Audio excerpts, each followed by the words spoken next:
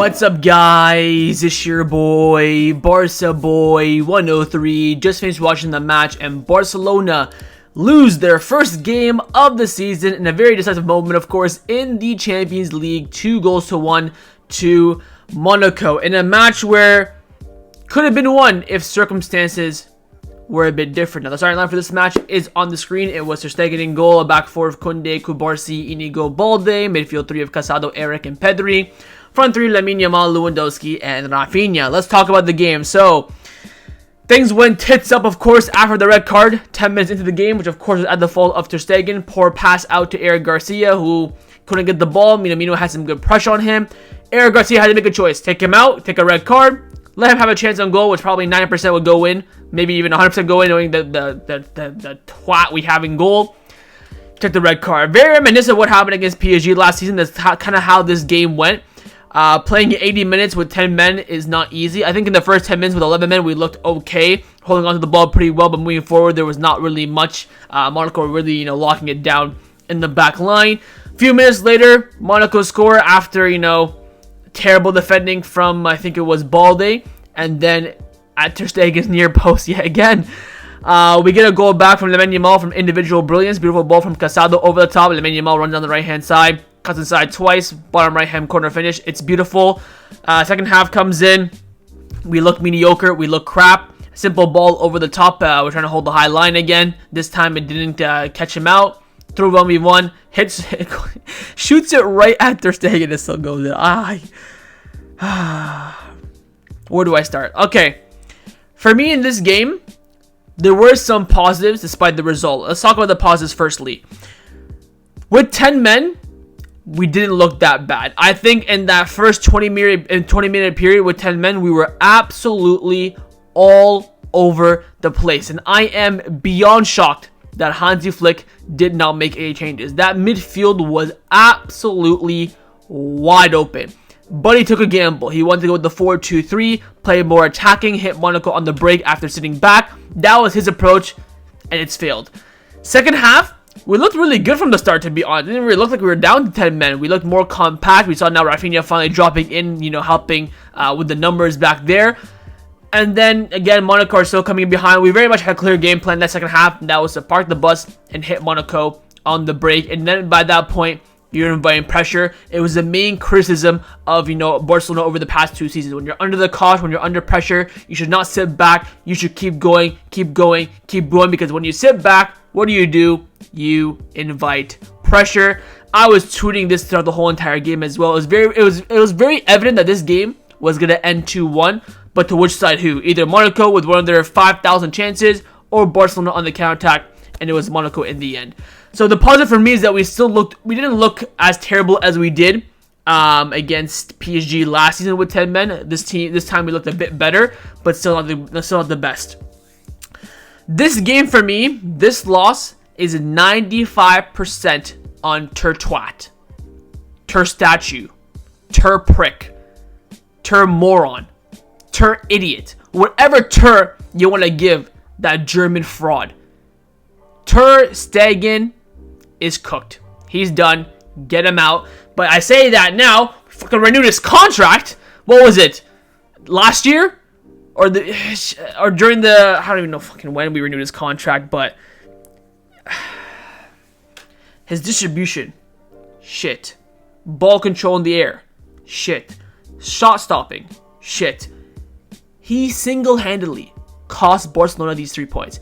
If you put Astrolaga or Cochin in net for this game, I promise you Barcelona walk away with at least a draw. You're probably wondering, Barca boy, why don't you mention Inaki Peña? Inaki Peña is as shit as Ter Stegen, and we saw that last season. We are not going to be the best club in the world with him as a goalkeeper. You're probably thinking, oh, Barca boy, you defended Ter Stegen a lot over the past few years. I have. But now I've woken up and smelled reality. Ter Stegen last season was not making these kind of mistakes. We have conceded 6 goals this season so far in 6 games. Average 1 per game, still very shit. 1 clean sheet in 6 games, very, very poor. Of these 6 goals we conceded, 4 of them are solely on Ter Stegen himself. One was a penalty, not his fault. One was a crappy cross against Valencia, which Inigo should have done much better in. The header was, impossible for Ter Stegen to save.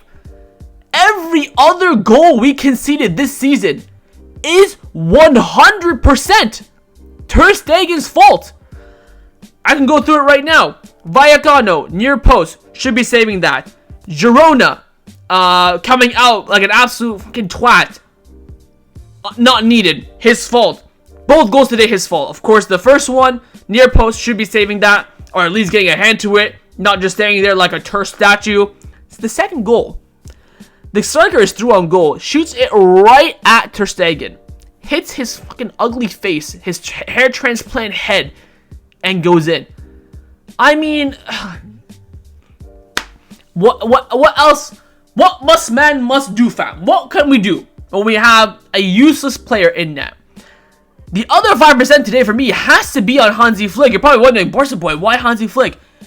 He did not make a substitution until the 77th minute. We played an hour with 10 men and no midfield before he made a change. I was shocked there is no halftime substitution. I was beyond shocked he did not make a change at the hour mark. No Barcelona player went to warm up to be prepared to come on as substitution until the 70th minute. Hansi Flick's in-game management today was poor. I honestly believe if he brought on Pablo Torre 10 minutes at least after getting that red card, sacrificed Raphinha, who had a stinker, we'll talk about him later on, went with the 4-4-2, had, of course, Pedri, Casado, deeper, Pablo Torre in the 10, but more of a deeper 10, just to bring some stability, bring some control in that midfield. It was just Pedri in that midfield. Casado was winning the ball back, helping in transition, credit to him, but in terms of technique, quality, vision, composure, it was all Pedri and single-handedly Pedri in that midfield. He makes that change. I honestly believe, based on the, okay performance we had with 10 men, we could have gone on and got something from this game. 77th minute for his first substitution after playing 2 days ago, after having a full strong bench. Ferran Torres on the bench. Ansu Fati, Pablo Torre, Hector Fort. Options. Pau Victor. Options. And what does he do? Brings on Gerard Martin, who is now, I think, he's very close to being one of the worst Barcelona players I've ever seen in my life. A left back, moving boldly to left wing. Sergi Dominguez for Cubarsí. I get it. We don't want to rest Cubarsí. He's had a lot of minutes. I understand that. And then he brought on Ferran Torres. Those are not substitutions that scream game changing. He just went conservative. Those substitutions tell me, okay, let's rest Lamine Yamal, let's rest Lewandowski, let's rest Cubarsí. They've had a lot of minutes. We have another game coming up soon. Let's just not take any more chances with them. That's what those substitutions tell me. They don't tell me, oh, let's go out there and get a result. Poor from Flick today. He's done very well to start the season. Poor from him today. I think he has to take. It cannot be all on Ter Stegen, even though he didn't. I would say solely it is on him. But Flick has to take some criticism today. How he did not make any substitutions at least at halftime, or at least, God forbid, at the hour mark with 10 men. With 10 men is shocking. Player ratings time. Tertois can get a 0. I can't even justify giving him a point. Did not complete a single pass. He didn't make any good saves whatsoever. Cost us both goals. He gets a 0. I don't even think I've ever any Barcelona player 0 in player ratings before, but he's definitely the first. Kounde at right back, give him an average 6. He did okay. Defensive wise, going forward again, just he's not an attacking fullback, but if he just had a bit more of an attacking mindset and knows how to pinpoint crosses, he'd be so much better. But I think overall in the game he was all right. Inigo and Cubarsí for me both get, I think, an 8. Without them, this scoreline would have been 4 or 5-1 because they were doing all the saving, from tackles to goal line clearances to goal line blocks. Without them two, we would have conceded much more. I think they both had an absolutely phenomenal performance. Again, you could say Cubarsí could have done better on the second goal, which is over the top, where I think it skims his head. That's why the player's onside. But I mean, the player shot out right at Ter Stegen, so I'm expecting Ter Stegen, one of the best goalkeepers in the world, to save it. So I think Cubarsí and Inigo were absolutely phenomenal. I think Balde was alright. I'll probably give him a 6.5. Don't think he was quite a 7. Of course, poor guy had to do a lot of work, a lot of recovery runs since that left-hand side was absolutely wide open since Raphinha was not tracking back whatsoever. Got forward a bit, which he looked good at, but again, the final third product is still lacking from him. Hopefully, again, he improves, but I think defensively was alright.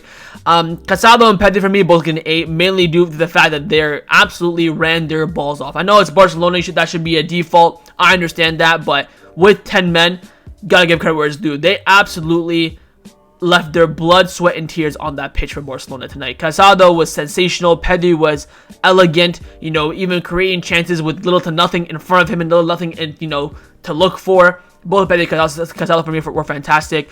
Eric only played 10 minutes. I don't even know if I can rate him. I'll give him an average 6. Raphinha can get a 4. His worst performance of the season, and we saw a lot of what we were frustrated with Raphinha in his first season. Could not control the ball, did not progress anything very well. Looked lackluster. That chance now I'm thinking of when he was 1v1 in the first half, him running so slowly, thinking that he's, you know, 1v1 with the keeper, did not take his time.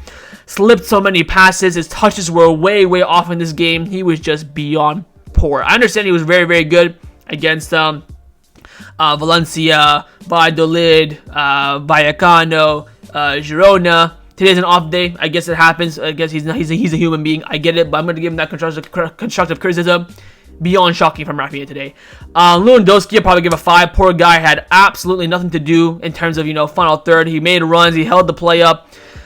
He's getting long balls from Ter Stegen all night that he couldn't win any of the headers, but can you blame him? Like, everyone their mothers know Ter Stegen is going long to Lewandowski, and he has about 5 Monaco players on him. It's just impossible for him. I'll give him a 5. Yamal can get a 7. I thought he looked brilliant. Again, he's probably the only bright light. Apart from, you know, the goal that he scored, which is phenomenal, what he did, which Raphinha lacked, was ball control and movement. His touch today was elegant. He progressed the ball very well. There's a moment in the second half where he held the ball too long. If he gave it to Pedri maybe for a cross, could have created a chance. Apart from that, though, I think Yamal was fantastic today, and he did what Raphinha should have done, which is the basics: control the ball, keep the transition moving, have your good touches. He did all the basics on top of scoring the goal. That's where Raphinha lacked for me, so I'll give Yamal a 7, maybe 7.5. Substitutions barely had any time. I think Balotelli looked really good when he came on. John Martin, he had like 3 crappy touches, so I don't even know what to tell you, man. I really think he's going to be on par with, you know, your Andre Gomes and your Marcos Alonso and your Romeo. He's on that path. I don't know what the fucking hell Flick sees in him. Who else came on? Ferran Torres was whatever. Honestly, I don't even know if he touched the ball or not, but it was nice to see him back. Dominguez had a few good clearances, wasn't too bad, but they didn't really have to do much. Finally, Flick. I'm going to give Flick a 4, which you might say is quite low, but I really honestly believe that if he was a bit more proactive with substitutions, this game would have been so much more different. I mean, if Ter Stegen didn't make these blundered mistakes, I would mainly blame Flick for this result, but the issue with Ter Stegen is just he's taking all the faults. By the way, Ter Stegen came out talking post-game, which again, give him credit for that, even though he's the captain, he should be doing that. Did not take any acknowledgement whatsoever. This freaking cunt, so, you know, that just makes the situation even more worse than it already is.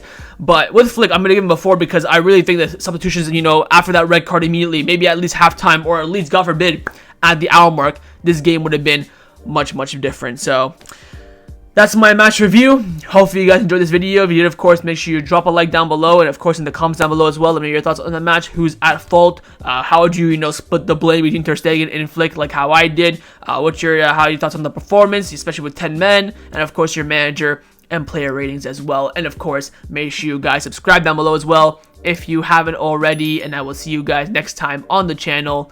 Take care, and Forza Barca.